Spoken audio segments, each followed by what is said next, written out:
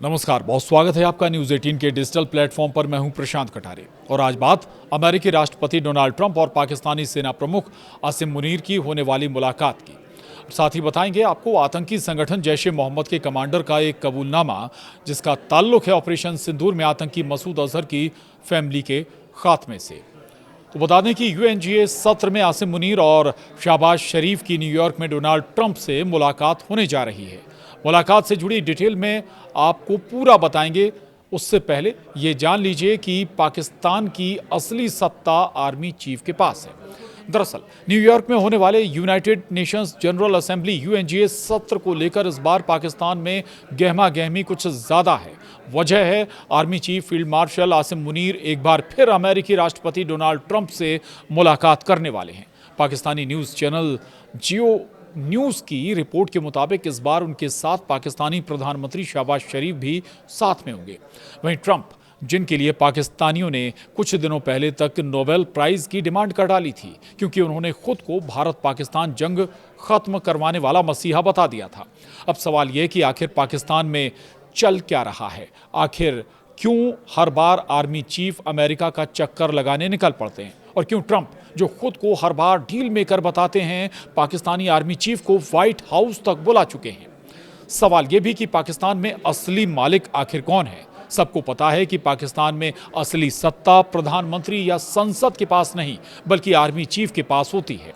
शहबाज शरीफ का काम बस इतना है कि वो इंटरनेशनल मीटिंग्स में सूट पहनकर फोटो खिंचवा लें और मुस्कुराते हुए बयान पढ़ दें। असल फैसले तो आर्मी हेडक्वार्टर रावलपिंडी में होते हैं। आसिम मुनीर को ही लीजिए, पिछले कुछ महीनों में उन्हें आपने शंघाई कोऑपरेशन ऑर्गेनाइजेशन यानी एससीओ से लेकर हर बड़े मंच पर शहबाज के साथ देखा होगा। फर्क इतना ही है कि जब कैमरे सामने होते हैं तो बोलते शरीफ हैं लेकिन स्क्रिप्ट आर्मी लिखती है। इधर डोनाल्ड ट्रंप की स्टाइल सबको पता है, वो हर डील का क्रेडिट खुद ले लेते हैं।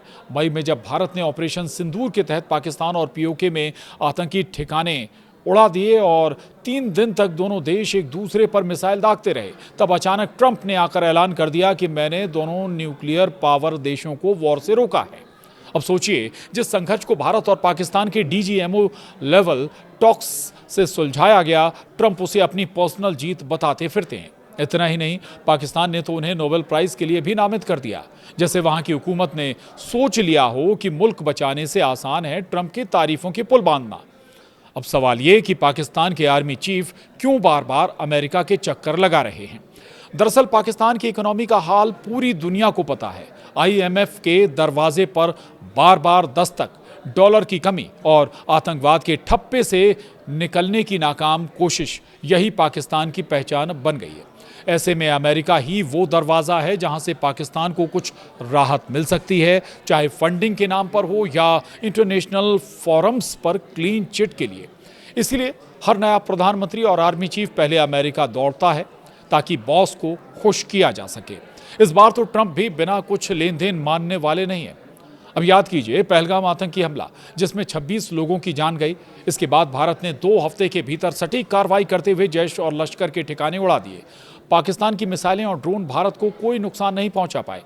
यही वजह है कि अब पाकिस्तान अमेरिका और ट्रंप के सहारे दुनिया को यह दिखाने की कोशिश कर रहा है कि हम तो शांति चाहते हैं। दूसरी ओर पाकिस्तान की माली हालत की हकीकत यह है कि पाकिस्तान की हुकूमत अपनी जनता को ही ये भरोसा नहीं दिला पा रही कि आखिर उनके लिए राशन पानी की व्यवस्था वो कहां से और कैसे करेगी। चलिए बात आतंकी संगठन जैश ए मोहम्मद के एक कबूलनामे की भी कर लेते हैं। अप्रैल महीने में पहलगाम में हुए आतंकी हमले के जवाब में भारत की ओर से किए गए ऑपरेशन सिंदूर में कुख्यात आतंकवादी मसूद अजहर की फैमिली के परखच्चे उड़ गए थे। और ये बात एक जैश कमांडर मसूद इलियास ने कैमरे के सामने कबूल की है। ऑपरेशन के दौरान ही मसूद के परिवार के कई सदस्यों के मारे जाने की रिपोर्ट आई थी, लेकिन अब मसूद के खास आतंकवादी के कबूलनामे ने भारत के दावे पर मोहर लगा दी है। रिपोर्ट के मुताबिक पाकिस्तान के बहावलपुर में आतंकवादी ठिकाने पर भारतीय सेना ने ज़बरदस्त प्रहार किया था और इसी हमले में उसकी मसूद का जो आतंकी मसूद अजहर था, उसके पूरे परिवार का खात्मा हो गया था। इलियास जैश का एक प्रमुख कमांडर है। उसने कबूल किया है कि ऑपरेशन सिंदूर के दौरान बहावलपुर के मरकज सुबहान अल्लाह कॉम्प्लेक्स जैश का मुख्यालय था, उस पर भारतीय मिसाइल हमलों में मसूद अजहर के 10 परिवारजन और 4 सहयोगी मारे गए। इनमें अजहर की बहन, उसका पति और कई बच्चे शामिल थे। पाकिस्तानी मीडिया ने शुरुआत में 14 मौतों की रिपोर्ट की थी, लेकिन अजहर ने खुद पुष्टि की कि उनका पूरा परिवार खत्म हो गया। ये कॉम्प्लेक्स 15 एकड़ में फैला था, जहां युवाओं को ट्रेनिंग और कट्टरपंथी शिक्षा दी जाती थी। तो संक्षेप में ऑपरेशन सिंदूर के बारे में भी जान लीजिए। भारतीय वायुसेना ने 7 मई की रात 1:05 पर 9 आतंकी ठिकानों पर हमला किया, जिनमें जैश, लश्कर ए तैयबा और हिजबुल मुजाहिदीन के कैंप शामिल थे। 4 साइटें पाकिस्तान में सियालकोट, मुरीद के और बहावलपुर और 5 पाकिस्तान के कब्जे वाली कश्मीर में थीं।